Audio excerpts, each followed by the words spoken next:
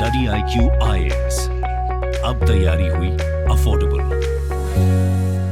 Hello students, study IQ presents the podcast में आपका स्वागत है। लास्ट एपिसोड में बजट को समझने के बाद आज हम पार्लियामेंट्री प्रिविलेजेस को समझेंगे। सर, पार्लियामेंट्री प्रिविलेजेस क्या होते हैं? बिफोर वी स्टार्ट, मैं आपको बताना चाहता हूं कि this is not an ad. ये स्टडी IQ का ग्लोबल विजन है कि एजुकेशन को अफोर्डेबल और इफेक्टिव बनाया जाए और यूपीएससी की प्रिपरेशन में प्रीलिम्स से लेकर इंटरव्यू यानी कि P2I प्रोग्राम स्टूडेंट्स का साथ देगा, right from the prelims, mains and finally interview तक। इसमें टॉप फैकल्टीज 1-to-1 मेंटरशिप और यूपीएससी के सिलेबस के अकॉर्डेंस में प्रीलिम्स और मेंस टेस्ट सीरीज प्रोवाइड की जाएगी। आपके साथ स्टडी IQ हर स्टेज में आपका साथी होगा। For huge discount you can use my code AVLIVE, links comment section में पिन की गई है। पार्लियामेंट के मेंबर्स और कमिटीज को कुछ special rights, immunities and exceptions provide किए जाते हैं, जिन्हें पार्लियामेंट्री प्रिविलेजेस बोला जाता है। पार्लियामेंट्री प्रिविलेजेस की जरूरत इसलिए होती है ताकि मेंबर्स ऑफ पार्लियामेंट की इंडिपेंडेंस को और उनकी इफेक्टिवनेस को इंश्योर किया जा सके। हावेवर, प्रेसिडेंट के पास कोई भी पार्लियामेंट्री प्रिविलेजेस नहीं होते, क्योंकि प्रेसिडेंट हमारी पार्लियामेंट के इंटीग्रल पार्ट तो होते हैं, लेकिन प्रेसिडेंट किसी भी हाउस के मेंबर नहीं होते। कॉन्स्टिट्यूशनल एक्सपर्ट्स के अकॉर्डिंग अगर पार्लियामेंट्री प्रिविलेजेस नहीं होंगे तो पार्लियामेंट के दोनों हाउसेस अथॉरिटी और डिग्निटी को नहीं मेंटेन कर पाएंगे। ये प्रिविलेजेस पार्लियामेंट के मेंबर्स को किसी भी तरह के ऑब्स्ट्रक्शन से प्रोटेक्ट करते हैं और मेंबर्स ऑफ पार्लियामेंट को अपनी रिस्पॉन्सिबिलिटीज इफेक्टिवली डिस्चार्ज करने के लिए मोटिवेट भी करते हैं।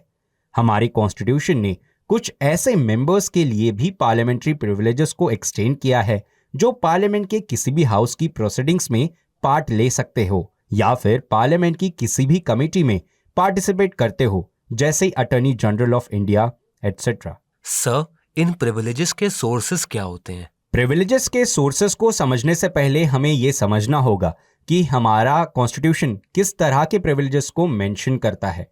ओरिजिनली हमारे कॉन्स्टिट्यूशन के आर्टिकल 105 में दो तरह के प्रिविलेजेस मेंशन्ड है। पहला, freedom of speech in parliament और दूसरा, right of publication of its proceedings. 1950 से पहले हमारी पार्लियामेंट के लिए उन प्रिविलेजेस को अडॉप्ट किया जाता था जो ब्रिटेन में ब्रिटिश पार्लियामेंट के लोअर हाउस यानी हाउस ऑफ कॉमन्स के लिए एप्लीकेबल होते थे। हावेवर, इंडिपेंडेंस के बाद 26 जनवरी 1950 के बाद कुछ अमेंडमेंट्स भी हुई। 44th अमेंडमेंट के बाद ब्रिटेन के हाउस ऑफ कॉमन्स से कुछ रेफरेंसेस लिए गए और इंडियन पार्लियामेंट्री प्रिविलेजेस में कुछ वर्बल चेंजेस भी हुए। हावेवर, इन प्रोविजंस के इम्प्लीकेशंस में कोई चेंज नहीं हुआ।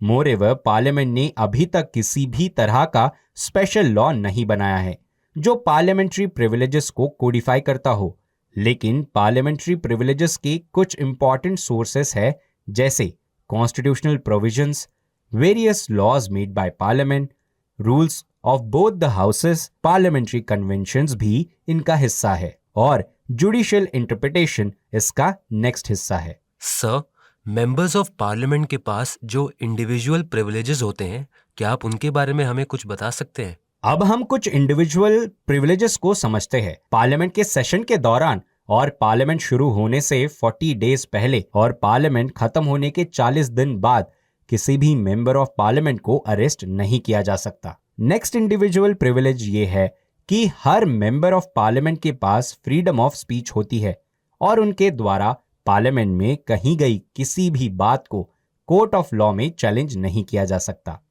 नेक्स्ट इंपॉर्टेंट बात यह है कि उन्हें जूरी सर्विस से एग्जेम्प्ट किया जा सकता है।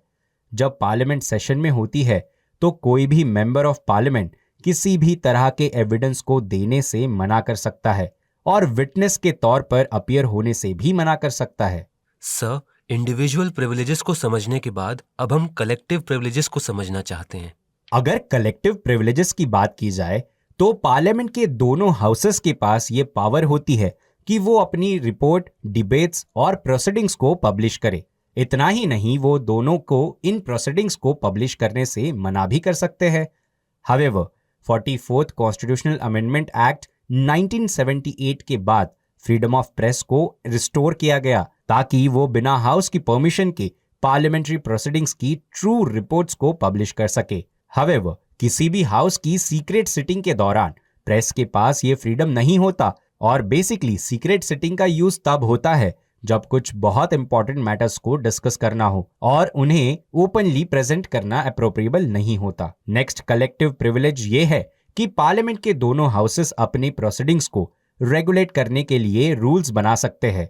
इतना ही नहीं, अपने बिजनेस को कंडक्ट करने के लिए भी वो खुद से रूल्स बना सकते हैं और उसे रेगुलेट भी कर सकते हैं। नेक्स्ट प्रिविलेज ये है कि पार्लियामेंट के दोनों हाउसेस किसी भी प्रिविलेज के ब्रीच के लिए मेंबर को पनिश भी कर सकते हैं और उन्हें सस्पेंड भी कर सकते हैं। जब किसी मेंबर ऑफ पार्लियामेंट को अरेस्ट या फिर डिटेन किया जाता है या कन्विक्ट किया जाता है तो पार्लियामेंट के पास ये पावर होती है कि वो इमीडिएटली उस अरेस्ट या डिटेंशन की इंफॉर्मेशन को रिसीव करे। हमारी कंट्री की कोर्ट्स पार्लियामेंट के किसी भी हाउस के प्रोसीडिंग्स या पार्लियामेंट्री कमेटी के फंक्शनिंग को क्वेश्चन नहीं कर सकती। इतना ही नहीं, हाउस के प्रिसाइडिंग ऑफिसर की परमिशन के बिना किसी भी मेंबर ऑफ पार्लियामेंट को पार्लियामेंट्री प्रीमाइसेस के अंदर अरेस्ट भी नहीं किया जा सकता। ये एक सेपरेशन ऑफ पावर का एलिमेंट है।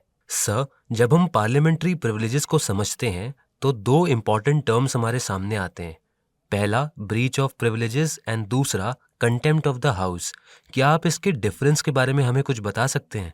ब्रीच ऑफ प्रिविलेजेस का ये मतलब होता है कि जब कोई individual parliamentary privileges, rights and immunities को डिसरिगार्ड करे तो उस इंडिविजुअल को हाउस पनिश कर सकता है।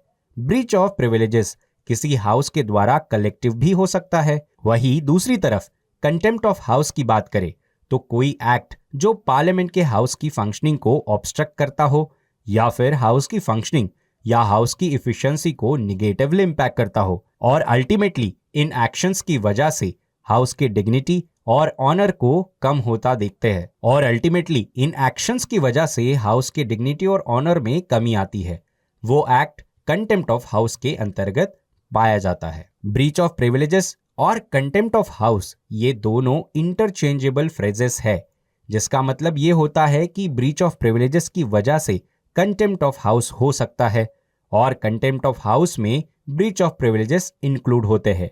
हावेवर, स्टूडेंट्स को ये ध्यान रखना चाहिए कि कंटेम्प्ट ऑफ हाउस के इम्प्लीकेशंस काफी वाइड होते हैं क्योंकि बहुत बार without committing any breach of privileges contempt of house हो सकते हैं। Recently Rafale fighter jet deal के रिस्पेक्ट में prime minister and defence minister के against breach of privileges motion initiate भी किया गया था। सर, हम देखते हैं कि पार्लियामेंट्री प्रिविलेजेस को वर्बली डील किया जाता है और हमारे सामने दो कन्फ्लिक्टिंग ओपिनियन सामने आते हैं। पहला जो ये कहता है कि इन प्रिविलेजेस को कोडिफाई करना चाहिए और दूसरा जो ये कहता है कि इन प्रिविलेजेस को कोडिफाई नहीं करना चाहिए। तो क्या आप इन आर्ग्यूमेंट्स को सिंपल वर्ड्स में एक्सप्लेन कर सकते हैं? अब हम उन आर्ग्यूमेंट्स को समझेंगे जो कोडिफिकेशन की फेवर में होते हैं। पहला पॉइंट ये है कि जब तक इन प्रिविलेजेस को कोडिफाई नहीं किया जाएगा तो इन प्रिविलेजेस में काफी तरह की इंटरप्रिटेशंस की पॉसिबिलिटी रहेगी और अगर कोडिफिकेशन हो जाता है तो जुडिशरी और लेजिस्लेचर के बीच कॉन्फ्लिक्ट को भी प्रिवेंट किया जा सकता है। दूसरा पॉइंट यह है कि कोडिफिकेशन की वजह से प्रिविलेजेस का एडहेरेंस और ऑब्जर्वेशन भी पॉसिबल हो पाएगा। अब हम उन आर्ग्यूमेंट्स को समझते हैं जो कोडिफिकेशंस के अगेंस्ट है, जो बोलते हैं कि प्रिविलेजेस को एक कोड के अंदर नहीं लाना चाहिए। पहला पॉइंट वो ये बोलते हैं कि जब प्रिविलेजेस को कोडिफाई करने के लिए पार्लियामेंट में बिल इंट्रोड्यूस किया गया तो वो बिल रूलिंग पार्टी के पर्सपेक्टिव को ही रिफ्लेक्ट करेगा। दूसरा पॉइंट ये है कि ब्रीच ऑफ प्रिविलेजेस या कंटेम्प्ट ऑफ हाउस ये दोनों ऐसे एस्पेक्ट है जो ओवर द इयर्स चेंज हो सकते हैं, तो उन्हें प्रॉपरली डॉक्यूमेंट करना या कोडिफाई करना अप्रोप्रिएट नहीं होगा। तीसरा पॉइंट ये है कि जब प्रिविलेजेस को कोडिफाई किया जाएगा तो हाउस के प्रिसाइडिंग ऑफिसर के पास प्रिविलेजेस को एक्सटेंड करने की अथॉरिटी रिड्यूस हो जाएगी और इसी वजह से पार्लियामेंट की सॉवरेनिटी भी कम हो सकती है। सर, जब पार्लियामेंट्री प्रिविलेजेस का ब्रीच होता है, फिर चाहे वो इंडिविजुअली हो या कलेक्टिवली हो, तो क्या उन चार्जेस को इन्वेस्टिगेट करने के लिए कोई कमेटी भी होती है? बिल्कुल दीपांश, पार्लियामेंट के दोनों हाउसेस में एक स्टैंडिंग कमेटी बनाई जाती है जो in cases of breach of privileges house के प्रिसाइडिंग ऑफिसर को अप्रोप्रिएशन एक्शन लेने के लिए रिकमेंडेशंस करती है। लोकसभा के अंदर उस स्टैंडिंग कमेटी में 15 मेंबर्स होते हैं जिन्हें स्पीकर ऑफ लोकसभा नॉमिनेट करते हैं। वो 15 मेंबर्स लोकसभा के ही मेंबर्स होते हैं। वहीं दूसरी तरफ राज्यसभा में भी chairman of the house 10 members को रेकमेंड करता है जो स्टैंडिंग कमेटी का हिस्सा बनते हैं।